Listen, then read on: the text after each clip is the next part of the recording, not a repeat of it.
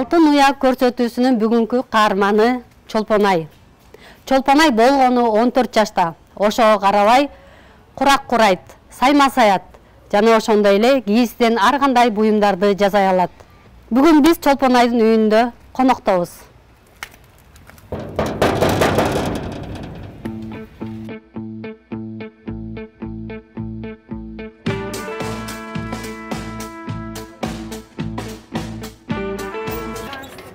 Саламатсыңбы Чолпонай, кандайсың? Келиңиздер. Бүгүн биз сеникине конокко келдик.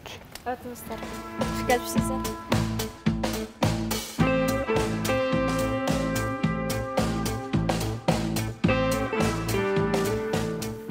Саламатсыздарбы? Бул менин иш бөлмөм.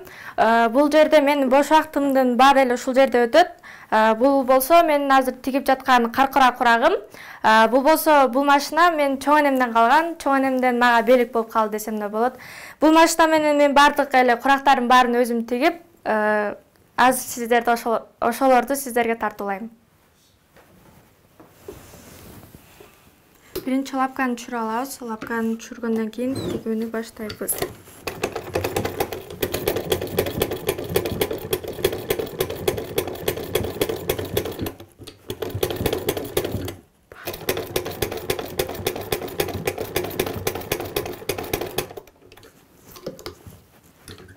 Мен бул курап жаткан куракты кыздар бел курук кылып колдонушат. Буну белге тагып алса көрктү да качат жана кооздук да берилет. Мынакей.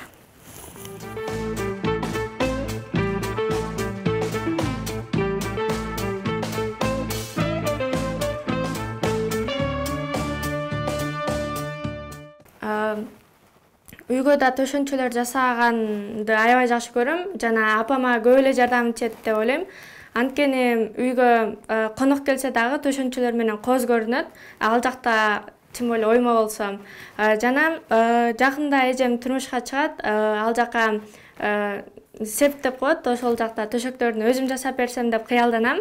Алардын баарын жасаганга албетте Гүлмира эже жардам берип колдоп турат.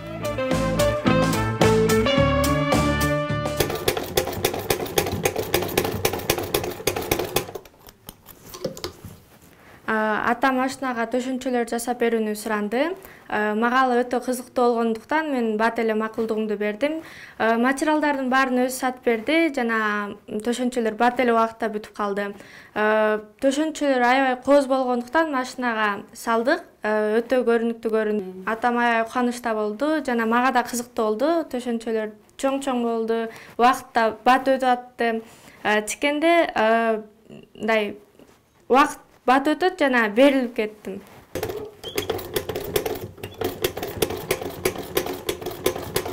Атамдын астына жасалган төшөнчөм 1 ай убакытта бүткөн. Ал болсо жастыкчалары алдыңкы орундукка.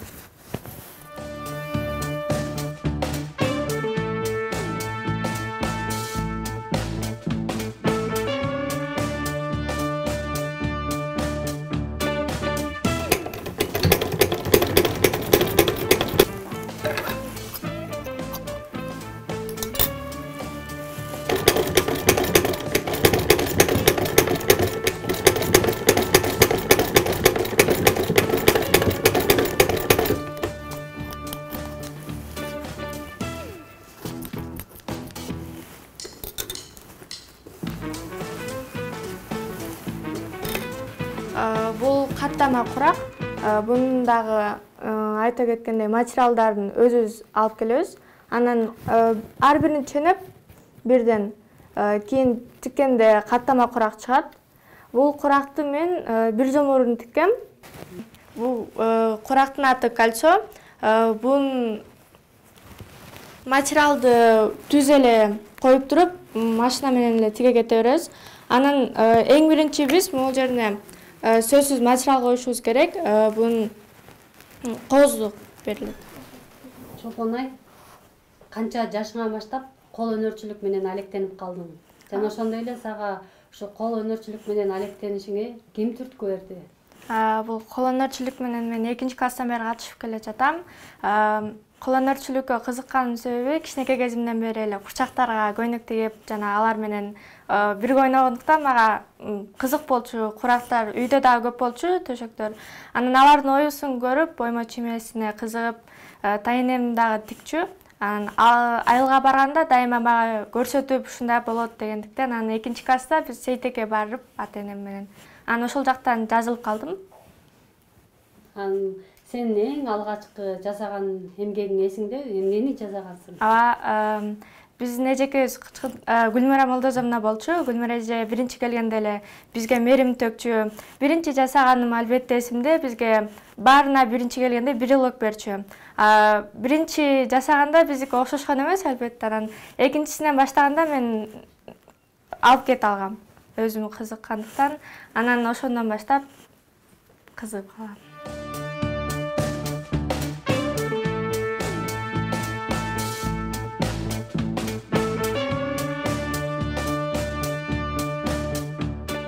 Кызым өзү кызыгат чеберчиликке. Ал жерден курак кураганды үйрөндү, кийиз жасаганды үйрөндү. Мектепте дагы жакшы окуйт, үйдө дагы бир нерселерден жасай коет, сюрприздерди жасайт, тамактарды дагы бат-бат жасап, бизди сүйүнтүп, ушинтип жүрөт кызым.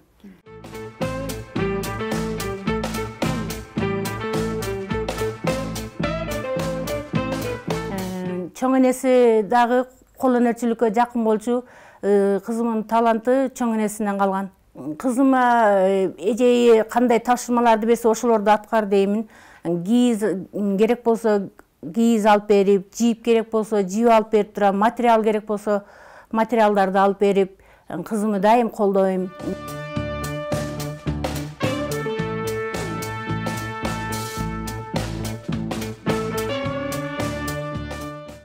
Бул азыр түпкүч деп коет. Бун ар бирин кесип алгандан соң кызыл жип менен кайра бириктирип чыгат. Жана бунун чекеси кооз болуш үчүн кара жип менен тигип коюн деген. Бун деген тордомо тигиш деп коет. Кийиз менен иштеген оңойбу же курак менен иштеген оңойбу? Албетте кийиз менен. Неге дегенде бул жакта машинадан жип үзүлүп кете берет. Жана бунун ар бирин кесип чыкканча көп эле убакыт кетип калат. Кийиз менен оңойраак болот. Телефон, уюлдук телефондорду сала турган буюм экен, э? Бул кандайча жасалды эле?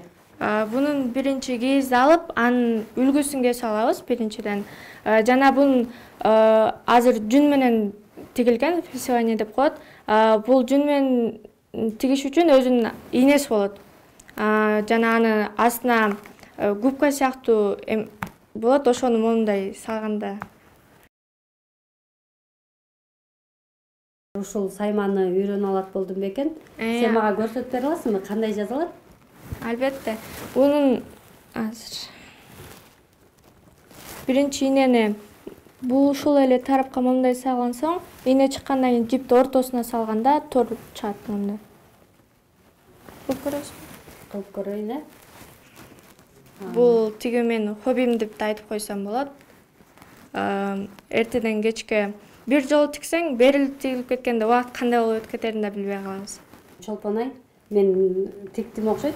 Меники окшошту, карап койсоң. Мен буга чейин мындай кол эмгек жасаган эмесмин. Азыр кандай болду, окшошту экен. Могул жерден ар биrini сагынан жипти тартуу керек да, ошондо бул жип могул кийиз менен тең турат.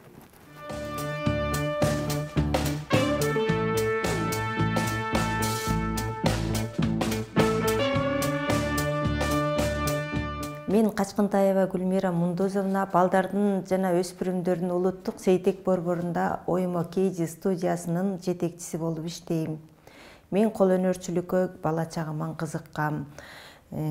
Чолпон айдын эжеи болом. Чолпон ай жөнүндө айта кетсем, Чолпон ай мага 10 жашынан бери студияма катышып келет.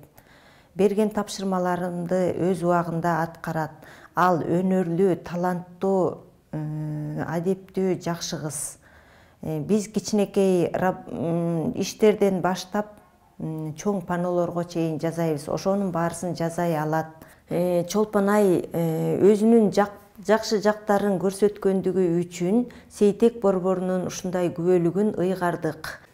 Бул күбөлүктү алгандар мисалы Чолпон Ай азыр көптөгөн ишканалар ачылып жатат. Ал жактан сайма сайганды, кийиз менен иштегенди, курак кураганды билип иштеп кете алат деп ишенем.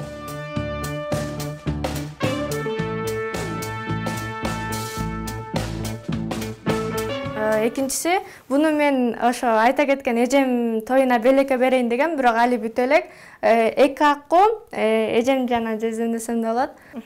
Бул акку бактылуулуктун символу, бул эки акку тоо жана айлана чөйрөдө бактарактар, күн жана берекелүү ысык көл. Бул Кудай буйруса эжем тоюна берем деген үмүттөмүн. Бул физионе, буну мектептен технология сабагында берген, өзүңөр кийизден жасап келгиле деп. Бул мен 7-чи классымда жасалган буюм.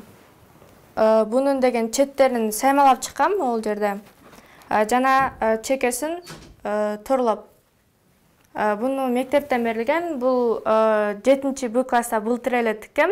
Бунун мааниси биз билим алганда бизге мугалимдер күн нурун төккөндө биз билимибиз чоңойгон эмени түшүндүргөн да. Маанини түшүндүрүлгөн.